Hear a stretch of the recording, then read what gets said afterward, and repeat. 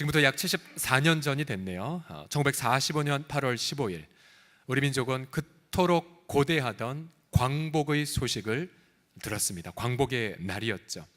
그러나 막상 당일날 이 라디오 방송을 통해 들렸던 일왕 히로히토의 그 음성은 잡음에 섞여서 분명히 들리지 않았다고 합니다. 더군다나 그 읽었던 항복 문서의 내용도 굉장히 문어체여서 이게 도대체 무슨 내용인지 분간이 안 됐다고 하죠. 방송이 되고 나서 이제 아나운서와 또 언론들이 이제 우리가 광복했다는 뜻이요 라고 풀어주자 비로소 우리 국민들은 대한민국 국기를 들고 환호하기 시작했다고 합니다. 그래서 실제 광복일은 8월 15일이지만 그러나 우리가 잘 아는 저 사진, 많은 분들이 기뻐했던 저 사진 8월 16일 날의 사진이라고 하죠. 즉 실제로 광복은 일어났지만 광복을 체감한 것은 좀 시간이 지나고 나서였습니다. 2000년 전 어느 주일 새벽 예수님은 죽은 자 가운데서 부활하셨습니다. 온 인류가 그토록 고대하던 소식, 바로 죽음으로부터의 광복이 일어났지만 오늘 본문을 보면 제자들 중에 어느 누구도 그 부활이 이미 일어났다는 것을 믿지 않았습니다. 처음에 제자들은 비어있는 무덤을 보고 누가 예수님의 시신을 훔쳐갔나? 라고 판단했고요. 심지어 이 막달라 마리아, 이 막달라란 갈릴리 바다 근처에 있는 작은 마을인데요, 이 막달라 출신의 마리아의 경우 누가 주님 시신을 가져갔냐고 눈물을 계속해서 흘립니다. 또 베드로와 요한도 달려와서 빈 무덤을 보고는 당황한 채 돌아갔죠. 본문을 보면 분명히 부활은 일어났음에도 불구하고 어느 누구도 부활을 믿지 않은 두려움, 불신, 당혹, 통곡만 있는 부활의 아침을 그들은 보냈죠. 여러분, 우리도 마찬가지입니다. 예수 그리스도는 이미 부활하셨지만 그러나 우리도 부활을 믿지 않는 사람들처럼 살아갈 때가 얼마나 많습니까? 또 예수님을 찾되 살아계신 분으로 찾는 것이 아니라 예수님을 죽은 시신으로 여길 때가 얼마나 많습니까? 우리 부활하신 주님은 지금도 살아서 우리 가운데 일하시고 좋은 선물을 아낌없이 부어주시는데요, 혹시 예수님 죽었다고 여기며 슬퍼하고 두려운 밤을 혹시 지난 밤에 보내지 않으셨습니까? 오늘 본문을 통해서 주님의 부활하심을 통해 받는 선물 무엇인지 함께 나눠보죠. 부활의 선물은 무엇인가? 첫 번째로 다 함께 따라합시다. 일상의 영성. 시작. 자, 일상의 영성. 일상의 영성이란 무슨 뜻이냐면 우리 삶의 모든 일상이 예배가 된다라는 뜻입니다. 예배가 된다는 일상의 영성.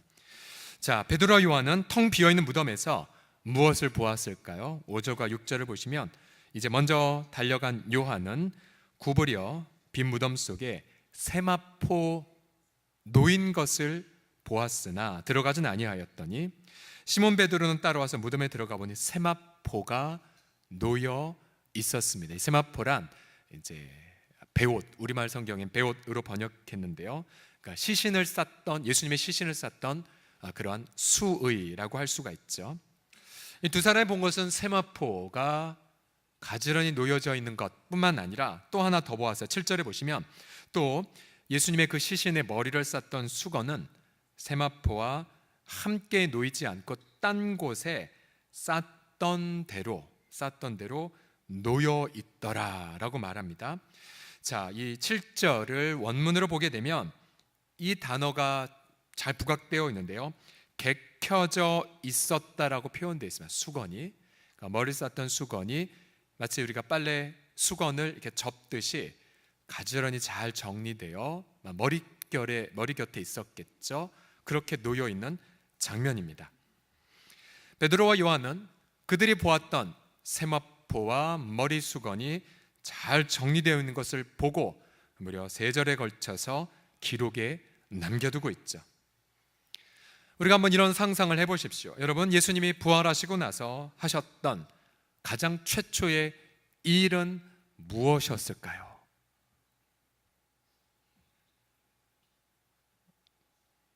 오늘 성경에 나오잖아요. 부활하시거나 최초하셨던 일은 빨래를 개신 것이었습니다. 쉽게 말하면 보세요. 세마포를 정리하셨고 머리 수건을 접은 채로 놓으셨죠. 여러분, 부활의 그 긴박하고 또 그 결정적 순간에 그까지 세마포와 머리 수건이 무엇이 중요하단 말입니까? 여러분, 유교 문화 속에서 자란 우리들은요, 어렸을 때부터 이런 말 듣고 자랐습니다. 야, 남자가 무슨 부엌에 들어가? 큰일 해야지. 집안일을 왜 해? 바깥일 해야지. 라는 말을 듣지 않고 자라신 분 한번 손 들어 보시겠습니까? 저도 그 얘기 계속 듣고 자랐어요. 그래서 여러분, 이 집안일은 세속적이다라는 관념이 유교 속에 있었죠. 그래서 여러분 그거 아십니까? 가령 우리 자매님들이 어디 단기 선교나 어디 멀리 갈 때에 가장 큰 걱정이 뭐냐면 가서 뭐 기후, 언어, 먹을 것이 맞지 않을까 이런 걱정이 아니라 목사님, 우리 남편 어떻게 먹고 살지가 걱정됩니다. 왜요? 냉장고에 일주일치 반찬을 놓아도 반찬을 꺼낼지도 모릅니다. 그러니까 우리 과거에 집안일은 속된 일이라는 뿌리 깊은 편견들이 있기 때문이죠. 네, 여러분, 부활하신 예수님은 우리의 일상의 삶을 하나씩 의미 있는 것으로 회복시켜 가십니다. 여러분, 우리 같으면 부활의 그 순간에 머리수건과 세마포는 아무데나 벗어버렸을지 몰라요. 또는 천사들 보고 야, 너희들이 빨래 개 라고 했을지 모릅니다. 그러나 부활하신 주님은 세마포와 머리수건을 잘 정리하고 부활을 시작하셨죠. 결국 일상의 삶을 통해 당신의 부활을 나타내셨어요. 베드로와 요한이 본 것이 바로 그 장면이었습니다. 요한복음 21장을 가보면 이제 밤새 고기를 잡은 제자들을 위해 부활의 주님은 무엇을 하셨을까요? 아마 우리 같으면 부활하셨으니까 머리에 그 광채가 가득하고 그리고 천사들 동원해서 하늘에 불꽃놀이 나 부활했다 이것들아, 혹은 반대로 뭐 어떤 기적을 행해서 나 부활할지 믿지 못했냐 이것들아 하면서 엄청난 기적을 베푸셨을지도 몰라요. 그러나 부활의 주님이 제자들을 위해 아침에 하셨던 게 무엇이었습니까? 아침 차려주셨어요. 아침 차려주셨어요. 자, 지금 제가 성경 이야기하고 있는데 혹시 부활하신 주님이 아침 차린 거에 불만을 가지신 분들은 이따가 저를 찾아주십시오. 예수님은 그 아침에 어디서 구하셨는지 모르지만 생선을 이미 구우셨었고요, 제자들이 물 위로 올라와 보니 이미 생선이 구워져 있었어요. 그리고 빵도 이미 준비를 하셨습니다. 그 이른 아침에 남자 장정들 7명과 자신의 목까지 새벽에 준비를 해놓으신 거예요. 제자들이 부활의 주님 앞에서 아침을 먹으며 그들은 부활이 이 밥 먹는 것과 함께 체험됨을 경험했습니다. 훗날 사도행전 10장 41절에 제자들은 부활을 증거하면서 먹는 것과 함께 이렇게 기억에 남깁니다. 함께 읽겠습니다. 시작. 부활하신 후 그를 모시고 음식을 먹은 우리. 주님과 함께 밥 먹은 것이 그들의 마음속에 계속 기억이 됐었어요. 우리 사랑하는 성도들이요, 예수 그리스도의 부활 때문에 먹는 것, 마시는 것, 그것이 의미를 가지기 시작했어요. 좀 더 확대해서 옷을 입고 돈을 벌고 출근하고 공부하고 우리의 모든 일상이 새로운 의미를 가지게 되었습니다. 부활을 체험한 우리 초대교회 성도들을 보십시오. 그들은 부활의 설교 있었고 간절한 기도 있었고 구제의 삶도 있었죠. 그러나 사도행전 2장 46절을 보시면 같이 읽어보죠. 시작. 집에서 떡을 떼며 기쁨과 순전한 마음으로 음식을 먹고. 그들의 부활의 프로그램 속엔 밥 먹는 것이 2번이나 들어가 있었어요. 밥을 먹되 두려움으로 먹은 것이 아니라 기쁨으로 먹었고요, 밥을 먹되 다른 어떤 쫓기는 마음으로 먹은 것이 아니라 순전하고 그런 정결한 마음으로 음식을 먹었어요. 결국 밥 먹는 밥상이 예배의 성찬이 되었습니다. 그렇습니다, 여러분. 부활은 결코 주일날 이 예배당 안에서만 체험하는 것이 아닙니다. 부활은 우리의 모든 일상을 예배의 삶으로 바꿔버렸습니다.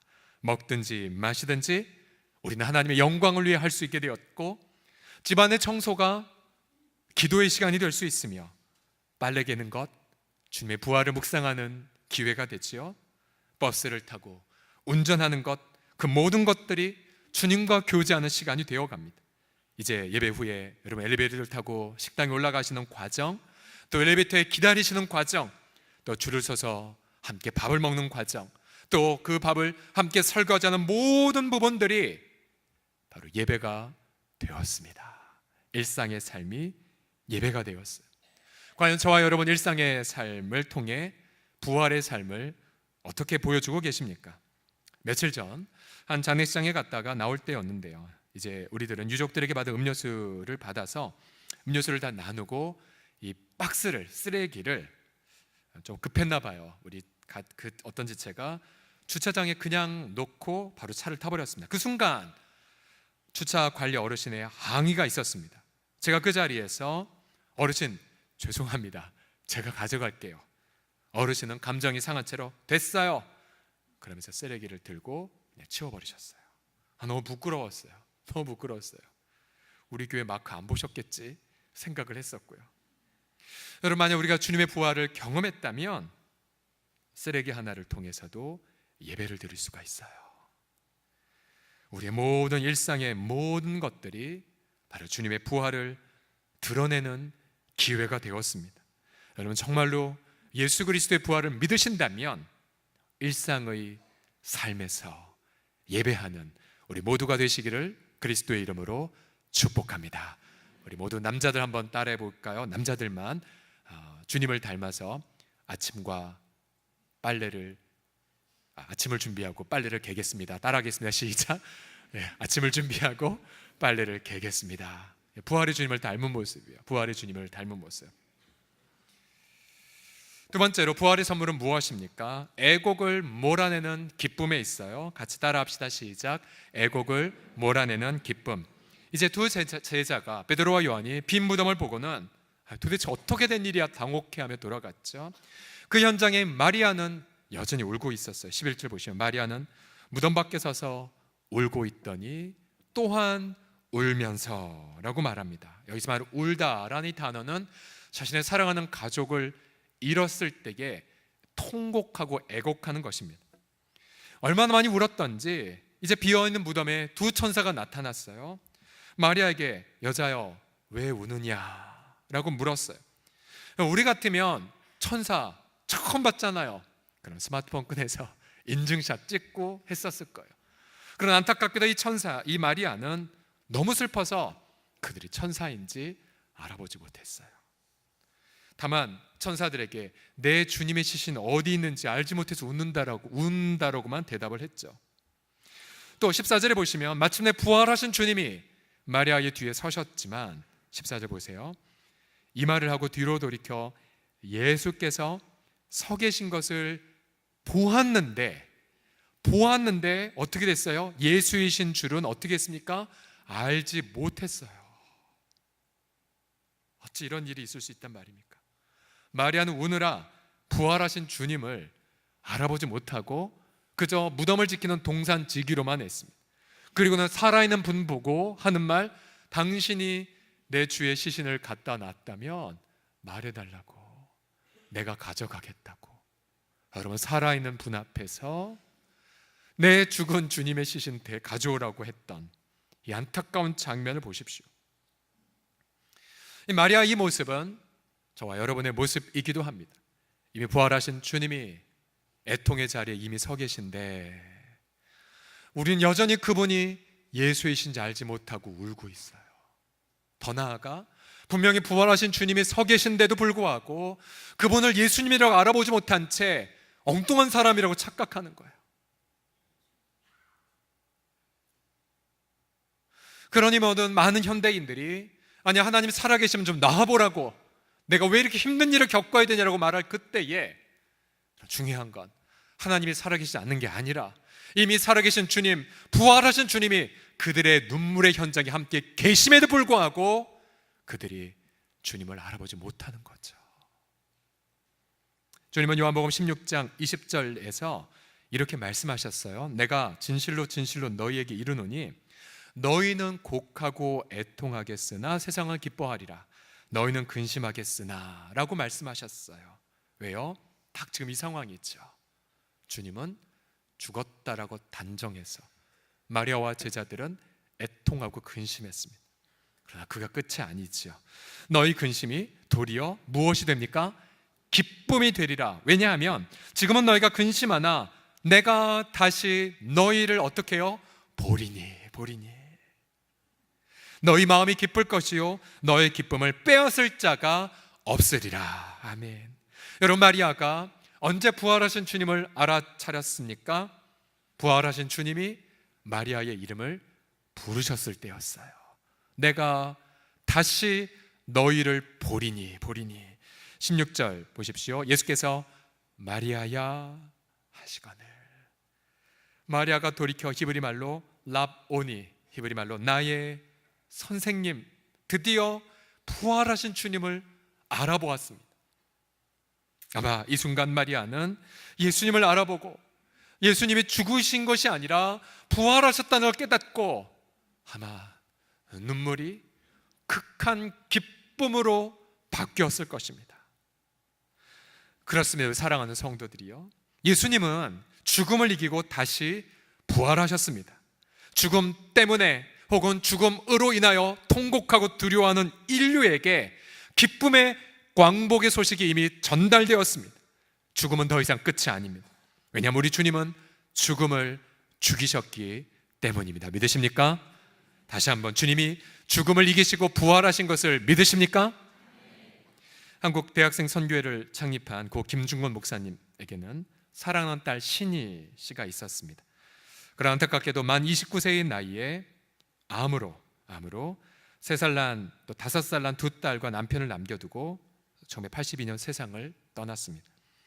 딸은 위암 수술을 받고 167일 동안 극심한 고통을 겪었죠. 그 고통이 그 목사님의 영원한 첫사랑과 생명 언어에 자세히 기록되어 있습니다. 딸이 죽자 아버지는 의사와 간호사들 모두 방에서 나가라고 부탁하고는 딸과 죽은 시신된 딸과 단둘이 있었습니다. 아빠의 고백을 직접 제가 읽어드릴게요. 꼭 붙잡고 있는 신이의 손목이 서서히 굳어지며 차가워지고 있음을 느낀다. 십자가상의 주님을 쳐다본다. 가시관 밑으로 피가 빗물처럼 줄줄 흐르고 있다. 침묵과 침묵, 주님의 제로와 나의 제로, 주님의 고통과 내 고통, 주님의 죽음과 내 죽음과 신이의 죽음이 만나고 있는 것일까? 뒤에 생각해냈는데 나는 주님이 섭섭했던 것이다. 그리고 가냘픈 아이에게 그리도 가혹한 고통을 주여 하고 부를 힘이 없었다. 이윽고 내게는 한 기적이 일어났다. 깊고 깊은 존재의 밑바닥, 주님이 뚫어버린 지하에서 지하수가 솟듯이 세미한 음성으로 한 찬송이 터지고 있었다. 찬송의 영이 주어진 것이다. 그것은 분명 내 찬송이 아니었다. 내 속에 성령이 내 대신 부른 찬송이다. 부활하신 주님은 살아계셨다. 그때 그곳에도 나와 함께 내 위에 계셨다. 아멘, 아멘. 시편 30편 3절과 5절은 이렇게 선언하죠. 함께 힘차게 읽어보죠. 시작. 여호와여, 주께서 내 영혼을 수월에서 끌어내어 나를 살리사 무덤으로 내려가지 아니하게 하셨나이다. 저녁에는 울음이 깃들일지라도 아침에는 기쁨이 오리로다. 아멘, 아멘. 여러분, 어젯밤 혹시 애곡의 밤을 보내셨습니까? 그러나 이미 부활의 주님은 여러분과 그 애곡의 현장에 이미 서 계신 것을 믿습니다. 혹시 절망 때문에 나락에 빠지는 경험을 하셨습니까? 이미 부활하신 주님은 사랑하는 나의 딸이여, 사랑하는 나의 아들이여 이름을 부르시며 당신의 부활의 그 감격을 맛보게 하실 줄을 믿습니다. 오늘 우리는 또다시 부활을 체험하여 또다시 주님의 이름을 영원히 송축할 예배자로 바꿔가신 주님, 그 주님 앞에 감사와 찬양을 올려드립니다. 할렐루야. 옆 사람 보며 다시 고백합시다. 부활은 기쁨입니다 라고요. 시작. 부활은 기쁨입니다. 아멘. 마지막으로 부활의 선물은 무엇이냐면 새로운 형제 자매들을 주십니다. 새로운 형제 자매들. 마리아가 너무나 기뻐 예수님 앞에 그렇게 경배하며 함께 머물러 있으려고 하자 예수님은, 부활하신 주님은 그것보다 더 중요한 소식을 전하라고 말씀하십니다. 17절 다 같이 읽겠습니다. 시작. 예수께서 이르시되 나를 붙들지 말라. 내가 아직 아버지께로 올라가지 아니하였노라. 너는 내 형제들에게 가서 이르되 내가 내 아버지 곧 너희 아버지 내 하나님 곧 너희 하나님께로 올라간다 하라 하시니. 아멘. 자, 예수님은 제자들에게 누구라고 칭하셨습니까? 나의 형제들에게. 그 다음 그 나의 형제들에게 뭘 전하라고 했습니까? 내 아버지 곧 누구의 아버지요? 너희의 아버지. 여러분, 내 아버지와 너희의 아버지가 같으면 나와 너는 무슨 관계입니까? 형 동생 관계죠. 오빠 동생 관계입니다. 이 말씀하신 거예요. 내가 내 아버지 곧 너희 아버지, 또 내 하나님 곧 너희 하나님. 십자가에서 돌아가시기 전 예수님은 유일한 하나님의 독자였죠. 그러나 예수님이 우리 죄를 위해 죽으시고 우리가 받을 영원한 죄의 형벌을 받고 자기 육체를 깨트리시자 그 결과 그를 믿는 모든 자들이 바로 예수 그리스도의 생명을 선물로 받았습니다. 예수님이 다시 부활하심을 통하여 그를 믿는 우리들이 하나님의 자녀로 다시 태어났습니다. 다시 태어난 것을 가리켜 거듭남이라고 말하죠. 거듭남. 우리 주 예수 그리스도께서 부활하심을 통하여 저와 여러분이 하나님의 가족으로 다시 태어났습니다. 그래서 그리스도를 믿는 그 순간 우리 속에는, 우리 영혼의 심장 속에는 예수님의 그 생명이 힘차게 박동을 합니다. 물론 여전히 우리 속엔 죄의 잔존한 세력이 남아 있음에도, 그러나 예수를 믿는 그 사람, 그 속에 예수님을 닮아가려는 생명이, 부활의 생명이 힘차게 약동하죠. 그래서 우리도 모르게 예수님처럼 사랑하는 자가 되어가고요, 예수님처럼 섬기는 자가 되어가고요, 예수님처럼 거룩함을 갈망하고 예수님처럼 정결한 것을 기뻐하는 자가 되어갑니다. 우리가 무엇인데 예수님의 형제자매가 되었단 말입니까? 우리는 교회에서, 그래서 교회 공동체가 무엇입니까? 바로 예수님의 한 가족된 공동체가 교회 공동체입니다. 우리 모두는 예수 그리스도를 믿었다면 우리 혈액형이 다 똑같아요. 무슨 형이죠? A형입니까? O형입니까? 아니에요. 우리 영혼의 혈관에는 예수님의 피, 예수님의 보혈이 함께 흐르죠. 우리의 아버지는 바로 예수 그리스도를 아끼지 않고 십자가에 내어주신 하나님, 그분이 우리의 아버지이십니다. 또한 우리는, 우리의 성품에는, 또 우리의 여러 재능에는 바로 그가 보내신 성령 하나님이 함께 계셔서 우리는 함께 하나님의 일을 감당하게 됩니다. 그래서 세상에서는 여러 가지 죄와 허물, 여러 가지 것을 인해 혹시 가족이 깨어졌다 할지라도, 그러나 우리는 교회 공동체 안에서 새로운 영적 가족을 경험합니다. 우리가 늘 고백하는 기도가 있죠. 하나님, 교회가, 예수님의 사랑을 닮은 교회가 미혼모 가정들과 함께 동행하게 하여 주시옵시고, 또한 교회가 우리 모두가 하나님께 입양되었기에 우리도 입양 가정이 되어 입양의 모태가 되는 교회를 이루게 하여 주소서라고 기도하고 있지 않습니까? 저도 공개 입양 가정으로서 저는 저희 공동체 가운데에 20가정이 입양 가정이 나오기를 간절히 또 몇 년째 기도하고 있습니다. 근데 그 기도의 응답의 한 거대한 일환이라고 생각하는데요, 어제 저희 교회에 전국에서 온 입양 가정들의 모임이 있었어요. 그러니까 어떤 공통점이었냐면, 저희 집 막내가 이제 말띠예요. 말띠. 제가 말띠란 건 얼마 전에 알았는데, 말띠들을 입양한 가족들이 모여서 어제 제일 멀리서 오신 분은 대구에서 오신 분, 경기도 수지에서 오신 분들, 그렇게 모여서 함께 생일 파티하고 또 함께 귀한 강의도 듣고 또 함께 뛰노는 시간들, 아주 행복한 시간들을 보내었어요. 참고로 저희 그 막내가 소속된, 저희 가족이 소속된 이 말띠 이름이 누가 지었는지 아주 이렇게 지었는데, 그냥 말이라고 안 하고 말에 여러분 뿔 달린 게 뭐죠, 여러분? 유니콘이죠. 그래서 블루 유니콘스, 무슨 축구 이름 같죠? 축구 경기. 그 중에는 크리스찬들도 있고요, 아직 안 믿는 분도 있고, 또 믿다가 낙담한 분도 있고, 가족 중에 누가 믿는 분들도 있어요. 근데 그분들이 저희 유치부실과 유년부실을 이제 오픈해서 마음껏 저도 함께 그들의 멤버가 되어 함께 있다 보니 너무너무 고마워하셨어요. 너무너무. 저는 그들에게 저 휘림이 아빠요 라고 해도 한결같이 저를 목사님이라고 부르는데요, 그러면서 감사하다고, 너무너무 고맙다고 그렇게 해주셨어요. 사실 우리 한국 상황처럼 순혈주의만 가족이라고 강조하니 뿌리 깊은 편견의 사회 속에서 순혈보다 더 강력한 것이 무엇입니까? 바로 예수 그리스도의 보혈로 함께 가족을 경험하는 거죠. 어제 한 식구를 통해서 책을 하나 받았는데요, 제가 지금 이제 읽기 시작을 했는데, 무려 11명을 입양한 윤정희 사모님네 가족 이야기, 텔레비전에 몇 번 나온 적이 있었습니다. 그리고 그 가족에 대한 스토리를 제가 읽다가 내려왔습니다. 그렇습니다, 여러분.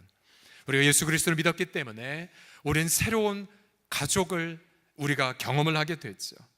그래서 여러분, 우리의 정체성을 담은 호칭은 직분이 아니에요. 직분은 이 땅에서 열심히 섬기라고 주신 도구일 뿐이에요. 직분이 있어서 높은 것도 아니고, 반대로 직분이 없다고 쓸모없는 자가 절대로 아닙니다. 오히려 우리에게 주신 가장 고귀한 호칭이 무엇입니까?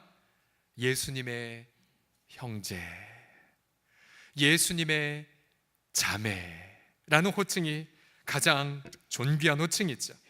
우리가 예수님의 형제, 또 예수님의 자매라고 부르는 순간 바로 부활의 생명이 우리 속에 있다는 강력한 증거가 되죠. 우리가 서로를 형제님, 자매님으로 존대하며 섬길 때마다 우리 속에 부활의 생명이 힘차게 춤을 추게 될 줄을 믿습니다. 또 우리의 간절한 기도가 있지요. 우리가 오늘 특별히 장애인 주간이기도 한데요, 하나님, 교회들마다 장애인과 비장애인이 사실 엄격하게 말하면 우리도 다 예배 장애인들이죠. 우리가 병이나 사고로 인해서 또 언젠가는 몸에 불편함을 겪을 다 예배 장애인들인데, 중요한 건 장애인이나 비장애인이나 함께 예수 사랑으로 동행하는 공동체를 교회마다 이루어가게 하여 주옵소서. 그것이 우리의 또 다른 귀한 기도 제목입니다.